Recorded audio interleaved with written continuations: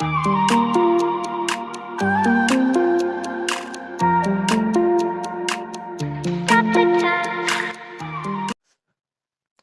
future leaders.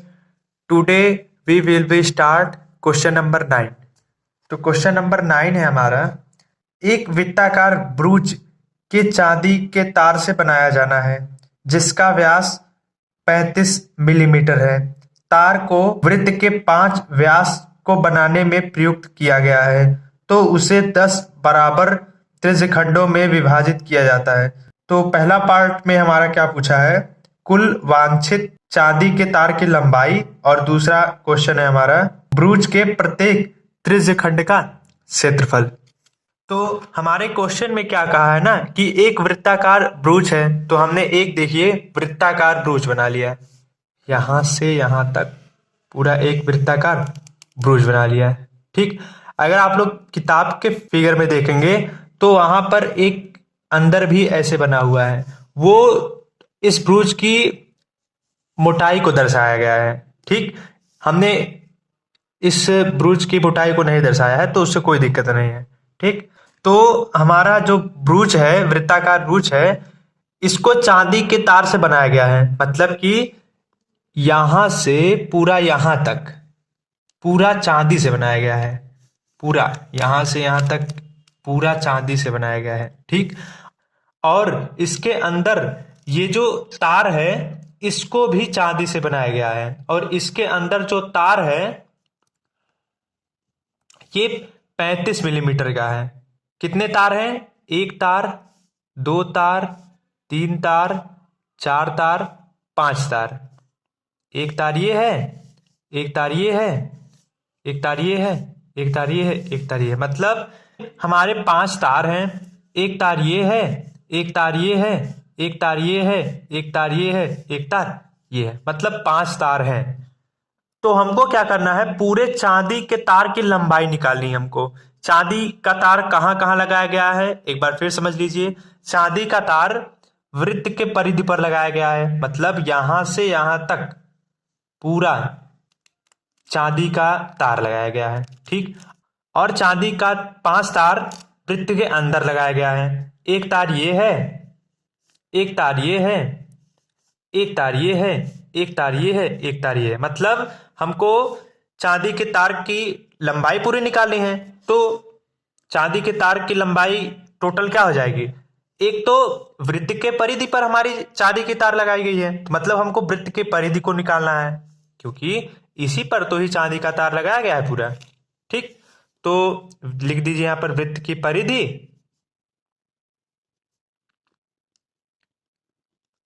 Plus, और चांदी का तार कहां पर लगाया गया है, एक तार यहां पर है चांदी का, और एक तार यहां पर है, एक तार यहां पर है, एक तार यहां पर है, और एक तार यहां पर है, मतलब 5 तार की लंबाई हमको निकालनी है।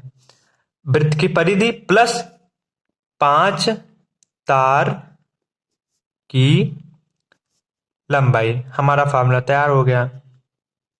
ठीक, ये क्वेश्चन का मोस्ट इंपॉर्टेंट स्टेप है। अगर आपने इसको समझ लिया तो आपको क्वेश्चन में कोई प्रॉब्लम नहीं आएगी। ठीक, तो फॉर्मूला हमारा बन गया, अब इसी में रख देंगे, हमारा आ जाएगा आंसर। यहां पर लिखा वृत्त की परिधि, तो वृत्त की परिधि का फॉर्मूला क्या होता है, 2 पाई आर। वृत्त की परिधि बराबर 2 पाई आर, तो 2 पाई, पाई का वैल्यू 22/7, 22/7 मल्टीप्लाई आर। आर कितना है हमारा, आर हमारा नहीं दिया गया है, हमारा क्वेश्चन में व्यास दिया गया है। व्यास दिया गया है 35 mm। ठीक, तो हम इसको त्रिज्या में बदल लेंगे, तो त्रिज्या क्या होता है, त्रिज्या होता है व्यास का आधा, तो त्रिज्या बराबर 35/2 m। तो यहां पर 2 पाई आर होता है, आर का वैल्यू कितना आ गया, 35/2 mm, यहां पर लिख दीजिए 35/2 मिलीमीटर। ठीक, इसको काट दीजिए, 2 से 2 कैंसिल, 7 एकम 7, 7 से 35, तो हमारा आ गया 110 मिलीमीटर। ठीक, तो मतलब वृत्त की परिधि हमारी आ गई 110 मिलीमीटर। ठीक, अब वृत्त की परिधि तो हमने निकाल लिया 110 मिलीमीटर। फिर हमको क्या करना है, 5 तार की लंबाई निकालनी है। ठीक है, जैसे ही हम 5 तार की लंबाई निकाल लेंगे, वृत्त की परिधि और 5 तार की लंबाई दोनों को जोड़ देंगे, तो हमारा कुल वांछित चांदी के तार की लंबाई आसानी से निकल जाएगी। ठीक, तो यहां पर देखिए 5 तार की लंबाई हमको निकालनी है। एक चांदी के तार की लंबाई कितनी है? एक चांदी के तार की लंबाई कितनी है? देखिए यहां से यहां तक कितनी लंबाई है, पहले बताइए ये है क्या? ये एक्चुअली वृत्त का व्यास है। ठीक, ये वृत्त है, जैसे वृत्त में ये केंद्र है, तो वृत्त के परिधि से केंद्र को जाने वाली रेखा और दूसरे परिधि को छूने वाली रेखा जो स्पर्श करती है उसे कहते हैं वृत्त का व्यास। फिर से वृत्त के परिधि के एक सिरे से, देखिए ये वृत्त का परिधि है, वृत्त के परिधि से एक सिरे से वृत्त के केंद्र को मिलाने वाली रेखा जो वृत्त के दूसरे शीर्ष पर स्पर्श होती है उसे क्या कहते हैं? व्यास कहते हैं। तो ये है क्या पूरा? ये व्यास है। ठीक, तो क्वेश्चन में आपके यहां से यहां तक तार की लंबाई जो दी गई है 35 मिलीमीटर दी है। क्वेश्चन में देखिए, क्वेश्चन में आपके दिया गया है व्यास 35 मिलीमीटर है, मतलब एक तार की लंबाई हमारी 35 मिलीमीटर दी गई है, 35 मिलीमीटर।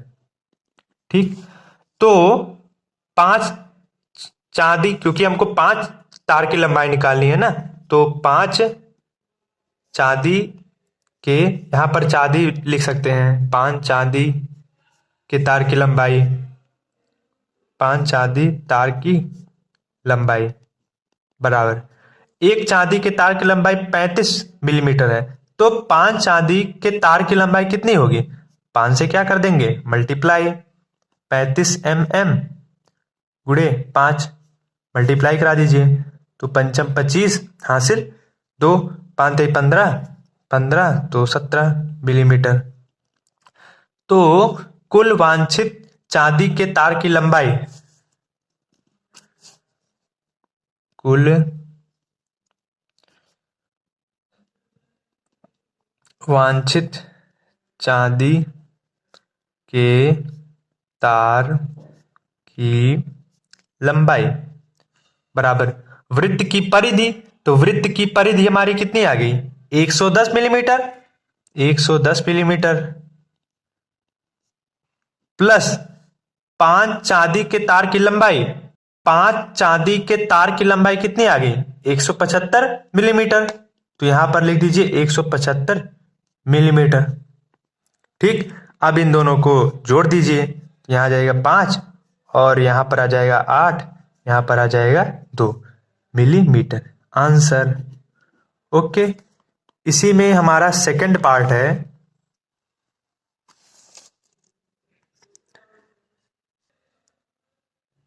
ब्रूच के प्रत्येक त्रिज्यखंड का क्षेत्रफल। तो इसमें हम त्रिज्यखंड का फार्मूला लगा देंगे, हमारा आ जाएगा आंसर। तो त्रिज्यखंड का फार्मूला क्या होता है? थीटा बट्टे 360 गुणे पाई आर स्क्वायर। ठीक, इसी फार्मूले में हम रख देंगे तो हमारा ब्रूच के प्रत्येक त्रिज्यखंड का क्षेत्रफल निकल जाएगा।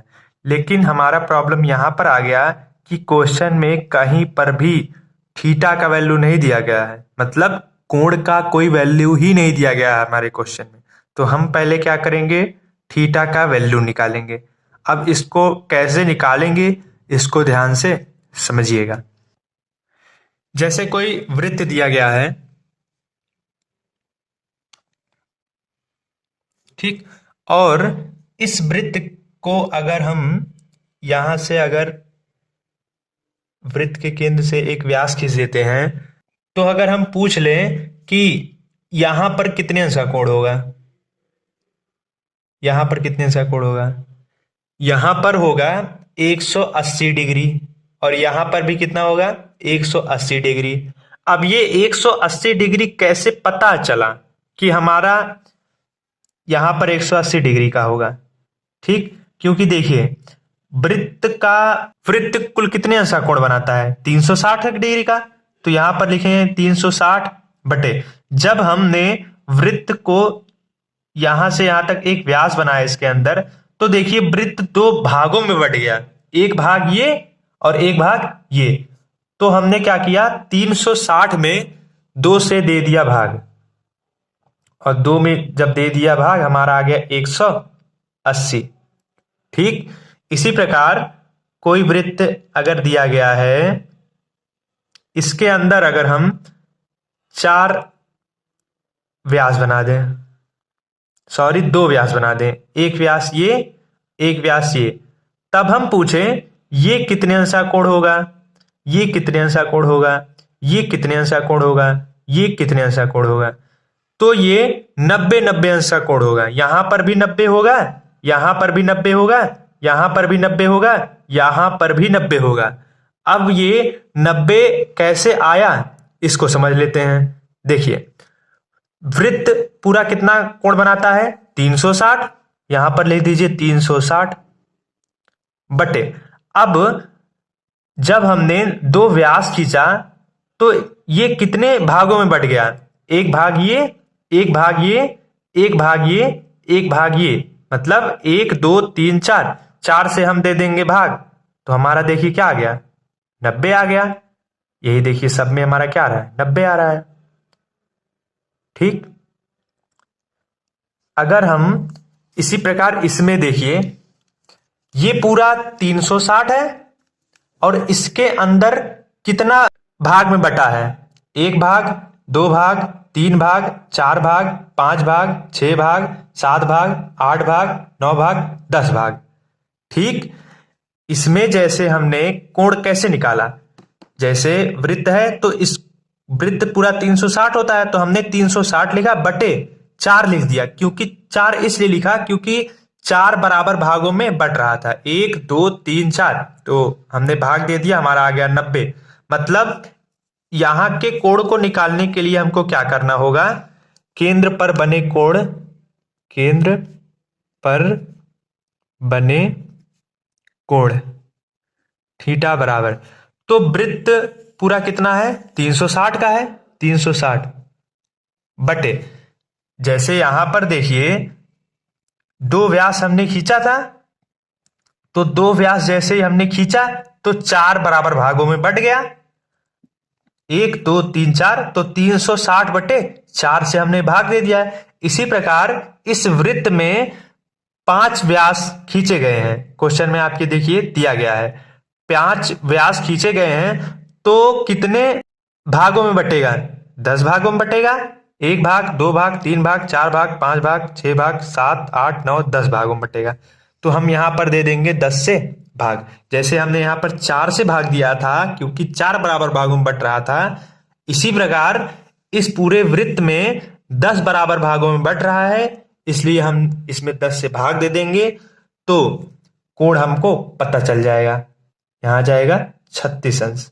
मतलब कि यहां पर पूरा कितने अंश का कोण बन रहा है, 36 अंश का, 36 यहां पर, 36 यहां पर, 36 यहां पर, 36 36 36 36 36 36 36, तो हमारा कोण कितना आ गया, 36 अंश का आ गया, थीटा कितना आ गया, 36 अंश का आ गया।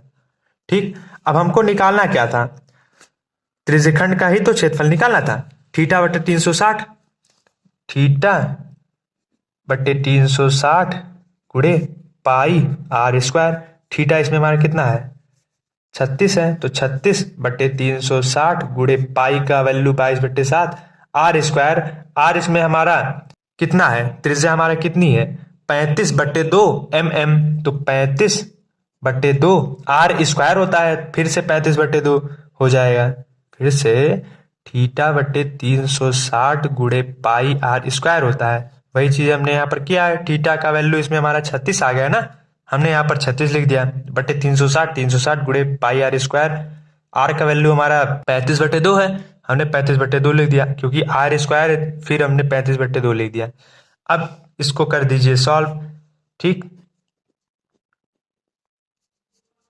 यहाँ जाएगा 11 और 7 एकम 7, 7 बचे 35, 5 एकम 5, 5 दूना 10। ठीक, तो 2 का गुणा 2 में करा दीजिए, हमारा आ जाएगा 4 बटे 11 गुणा 35 में करा दीजिए, और 11 तिहाई 33, 33 5 38, यहाँ पर लिख दिए 38 क्योंकि ये मिलीमीटर में है तो मिलीमीटर स्क्वायर, यही हो जाएगा हमारा आंसर। इसी प्रकार क्वेश्चन 9 हमारा कंप्लीट हुआ। Thank you.